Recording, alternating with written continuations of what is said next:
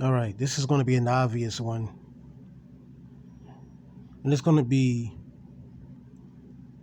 why I hate WWE spoilers. Uh, like I said, this is going to be pretty obvious, pretty simple. And I kind of want to tie this into the content that I'm going to be putting out as time goes on this channel.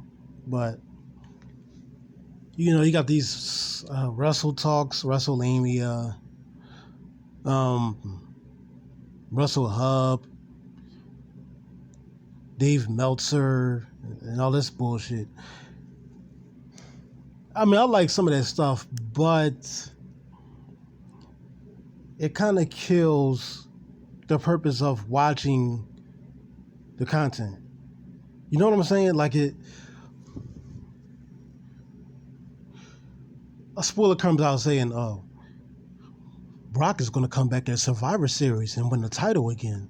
Oh, this is going to happen. Oh, this person's about to turn heel next week. Oh, this is going to happen. That's going to happen." This actually might be one of the biggest reasons why the ratings have fell, other than the internet taking over. Because the whole point in watching the product, which is basically this is a soap opera. That's what wrestling entertainment is. It's a soap opera. Let's say you're a female. You watch soap operas. I'm assuming if you watch soap operas, you're a female. And let's say there's a channel dedicated to spoiling what's going to happen next on your favorite soap opera. Or One Life to Live, or Days of Our Lives, whatever. This is going to happen. That's going to happen next week.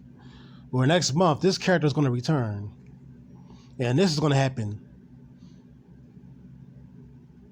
It's like, okay, you're still going to watch it, but you're not going to be as interested because now you know what's about to happen. And then you see it happening after the internet already told you this was going to happen.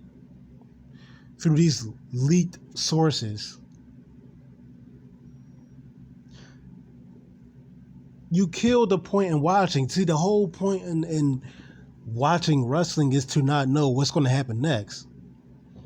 It's to see a storyline brewing, but you don't know how it's going to go down and when. That's why you keep watching it. So you want to see what's going to happen next. Now it's like, because of all these different channels spoiling, what's going to happen, you're watching the product, but now you already know what's going to happen.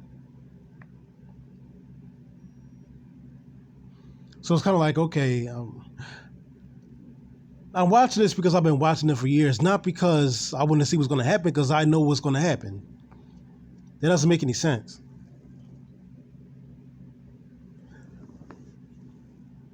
And that's one reason why, I want to create my own show. I got 3 episodes done. And when and if this show does pick up and start, generating more views, and people start catching on to what I'm doing, which is actually a genius, I'm not going to spoil it for you. I'm not going to tell you what I'm going to do next with a character. I'm not going to tell you when somebody's going to turn heel or when somebody's going to turn face. I want you to figure that out. But to go into more depth, let's take my first episode. Season 1, episode 1. All right, you notice it's just, you see a couple matches on there. I show you the card. There's no storylines going on. It's just everybody's trying to fight their way up the ladder. It doesn't matter if they're a heel or a face, because it makes no sense to make it about heel versus face when everybody's trying to get to the top. That's why there's only one title. So yeah, you just see matches. You don't see any cut scenes. You don't see nothing. You just see matches on the card happening. Just straight, complete universal mode style. That's it. Nothing added to it. Then you get to my second episode. Oh, now you start to see cutscenes in between the matches. You see the president coming out. I'm already setting you up to get you ready to not know what to expect next, not to know what's going to happen next. Storylines are now brewing. It's no longer just, okay, here goes my character. Here goes the characters I have out now, that I've created now. And they're all going to compete, work their way up to the ladder, work their way up to the title shot. You got a female, you got the females wrestling near the end. But it's usually male dominated. But now you have, anyway, I'm rambling on. Now you have cutscenes. Now you notice I'm doing it like how the SmackDown games used to do it. Having cutscenes in between instead of just a bunch of matches and no storylines happening. Now I'm introducing storylines.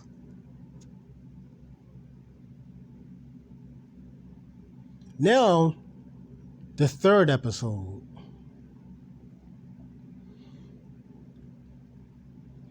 Now it's even more. Now you see champion and challenger having a cutscene early in the episode to hype up the match, to hype up the main event.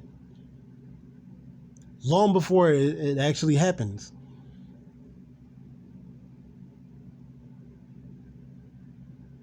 The show is starting to become complete. Then there's going to be more and more,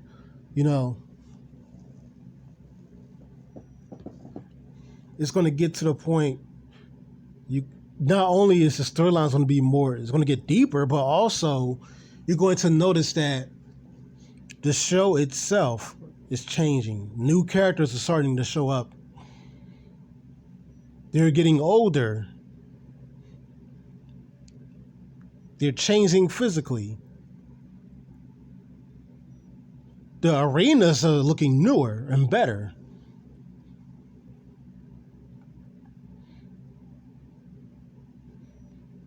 These are the things you're going to start seeing on my show that I'm creating on 2K14. You're going to start noticing that, so this guy already had plans to, make his stuff, to change up and make his stuff newer. Yes. These are key elements to making a good show. But if you're already being told what's going to happen, you kill the whole point in watching it. So that's my message. I think the spoilers, there's too much of this spoiler shit going on. We need more mystery.